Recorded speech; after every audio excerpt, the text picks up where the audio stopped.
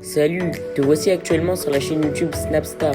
Sur cette chaîne, tu retrouveras tous les plus gros clashs de Snapchat et tous les plus gros buzz du moment. Surtout, n'hésite pas à t'abonner tout en activant la cloche des notifications pour ne rien rater du contenu exclusif de cette chaîne. Et oui, sur cette chaîne, tu retrouveras du contenu qui n'est disponible nulle part ailleurs. Sur ce, je te laisse avec la vidéo. Bon visionnage.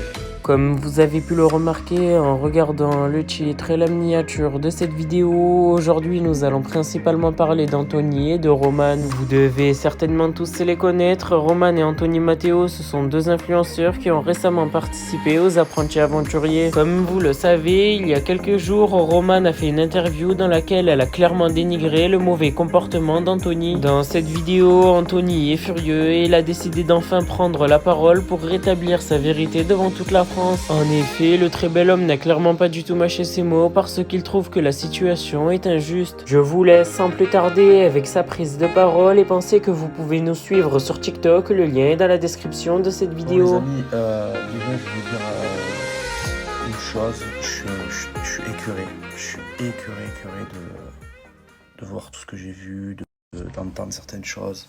Je suis écœuré d'autant plus quand c'est quelqu'un qui a compté pour soi, ben, c'est encore plus écœurant.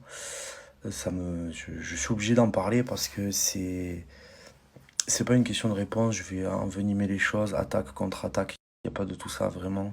Je vais juste répondre à ce que j'entends sur moi en fait et je suis choqué. Je vous dis la vérité, ça me fait de la peine même. Vraiment, je vous dis la vérité, ça me peine énormément. Vraiment. Je supporte pas les gens qui règlent leur linge sale en public. Je supporte pas. Vous avez vu toutes mes relations que j'ai eues. Jamais j'ai fait des trucs comme ça. C'est aux antipodes de ce que j'ai envie d'être. Pour moi, il y a des choses qui doivent rester dans le privé.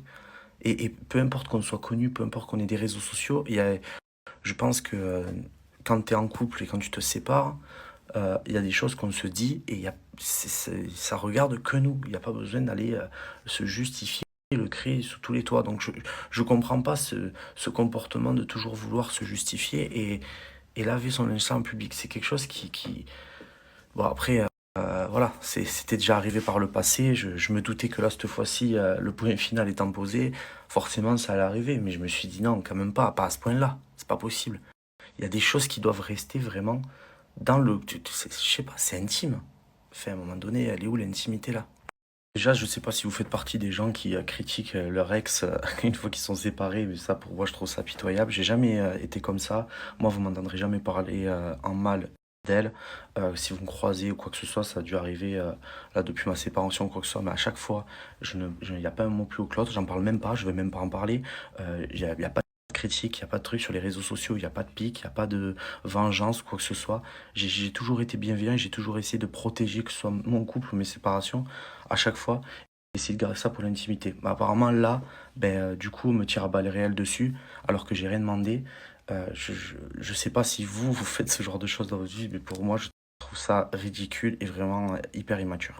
Mais de là à dire qu'il y a une fille qui est enceinte de moi depuis quelques mois et que... Non mais... Je peux pas laisser dire ça, les amis. Comment vous voulez que je laisse dire des choses comme ça en interview comme ça, mais vous vous rendez compte, il y a des gens qui vont le croire. Mais je suis sûr que même elle sait que c'est faux. C'est faux. Mais pourquoi le balancer? Pourquoi le dire en interview comme ça?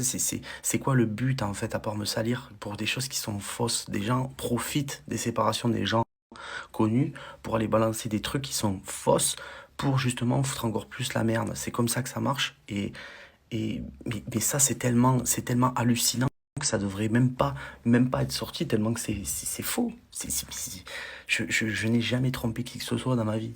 Et surtout pas elle. J'ai été sérieux de A à Z. Mais plus sérieux, tu meurs. De toute façon, vous le savez, j'ai même pas besoin de vous le dire. Comment on peut dire ce genre de choses? Une chieuse pareille, qui lui parle en plus comme à une merde. C'est vrai qu'on peut se dire comment il peut faire pour accepter quelqu'un qui lui parle comme ça. Mais après, je pense que quand c'est par intérêt, t'es prêt à tout accepter peut-être. Comment ça, par intérêt? Vous savez, en 10 ans, les amis, on a envie des choses et on se met en couple, on est célibataire, voilà, télé, pas télé, peu importe. En tout cas, voilà, moi j'en ai vécu. J'ai fait 16 programmes, j'ai vécu des histoires, j'ai été seul, enfin bref. Comment on peut dire que moi, je me sois mis en couple par intérêt? Regardez juste mes 2 dernières relations à la télé que vous avez connues et les 2 personnes avec qui je suis resté 2 ans dans ma vie. Il y a eu Clémence et Romane, d'accord? Les 2 les amies, je les ai connues, elles n'avaient pas de réseaux sociaux. Elles étaient connues ni d'Ardan ni d'Ève, c'était des anonymes. Moi, j'étais celui que je suis à la télé avec mon million d'abonnés. Je suis bien financièrement, je suis autonome, j'ai besoin de dégains. J'ai surtout pas besoin de filles de 20 ans, d'accord? Je les ai toujours assumés, mais j'ai fait des trucs de fou pour mes copines, d'accord? Et on vient me parler d'intérêt. Je t'ai connu, pas de réseaux sociaux, personne te connaissait. C'était certainement pas l'argent, parce que je me drive tout seul et moi je donne plutôt que ce que je reçois, hein, vraiment. Mais vraiment, vous savez, vous avez vu, hein. Alors j'aimerais bien savoir de quel intérêt elle parle. L'intérêt de télé, mais personne te connaît. On a fait une émission ensemble, 10 couples parfaits. Ok, les producteurs, ils disaient ouais, vous êtes beaux ensemble, vous êtes super, parce que on dit que t'es une bonne candidate. C'est de l'intérêt, ça. Il n'y avait pas que nous sur le tournage, hein. Tout le monde était bon, tout le monde était beau, hein. Et ça n'a pas empêché les autres aussi de faire des télés, etc. Enfin, mais en fait, ce qu'il y a, c'est que moi, quand je me mets avec quelqu'un, quand je tombe amoureux, je tombe pas amoureux d'une personne par rapport à son nombre de followers ou par rapport à qui elle est. Dans le milieu télévisuel, je m'en fous de ça. Moi, je tombe amoureux avec le cœur, je tombe amoureux d'une personne. Et me dire que j'étais avec par intérêt, mais il était où l'intérêt? Où il était l'intérêt? Parce qu'on disait que t'étais belle et que t'allais réussir dans la télé, c'était ça l'intérêt? Et je pense que vraiment, si j'étais quelqu'un qui marchait à l'intérêt, j'aurais peut-être pas pris le risque, tu vois. Vraiment. Et attention, moi je suis pas en train de dire, je me suis toujours battu pour ça, malgré ce qu'elle peut dire elle, moi je pense toujours qu'elle s'est pas mise avec moi par intérêt. Elle non. Mais moi non plus. C'était sincère en fait. Je suis pas là pour cracher sur la relation et faire exactement comme elle fait elle. Je pense sincèrement qu'elle n'était pas avec moi par intérêt, et je le répète. Après, chacun pense ce qu'il veut, mais à chaque fois que j'ai fait des choses, je les ai fait avec le cœur. Et Dieu sait si j'en ai fait. Mais quand je vois le résultat au bout d'1 an et demi, et surtout après une séparation, je me dis, mais putain, pourquoi tu donnes autant, Ando? Pourquoi tu donnes autant? Parce que, franchement, euh, je, je, je me dis, mais c'est ça le remerciement, se faire salir derrière. Putain, c'est du dégoût, je vous jure, du dégoût, du dégoût. Vous savez quoi, c'est ça qui est super frustrant, parce que tout le monde me dit, ouais, vous, les gens de télé, vous mettez ensemble, etc. Mais moi, moi, je cherche pas à me mettre avec quelqu'un qui fait de la télé, ou quelqu'un qui est pas dans la télé, ou quelqu'un qui... Je m'en fous de tout ça. J'ai eu des copines qui étaient à la télé, des copines qui étaient pas à la télé. C'est pas un facteur qui rentre en jeu pour moi. C'est ça qui est ouf. Et regardez que je reviens sur ça, les 2 dernières relations, j'étais avec des anonymes. Je n'étais pas avec les... J'aurais pu me mettre avec la fille qui a tant de followers et machin, et faire couple goal sur Instagram, etc., etc. Penser faux. Je n'ai jamais pensé comme ça. Dans toutes mes relations, les amis, regardez. Il y a les preuves quand même, vous voyez ce que je veux dire? Et qu'on puisse dire de ça, que elle puisse dire ça, sachant tout ce que j'ai fait pour elle et tout ce que j'ai supporté. Mais comment elle peut dire ça? Comment? Ça me brise le cœur, les amis, je vous jure, je suis obligé d'en parler, je voulais pas, parce que moi, je veux pas salir notre relation. C'est quelque chose qui pour moi reste quand même un bon souvenir. Comment on peut... Les 5 dernières années, j'étais 2 fois en couple, 1 an et demi et 2 ans.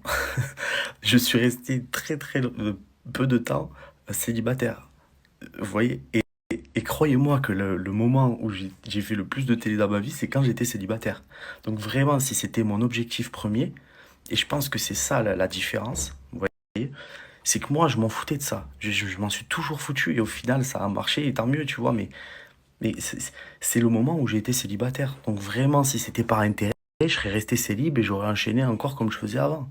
Mais, mais bon, apparemment non. Apparemment, j'ai besoin d'être en couple, j'ai besoin de... Mais j'entends des trucs, mais en fait, ça te remet en question. En gros, on est en train de me dire, ouais, tu m'as jamais aimé, en fait.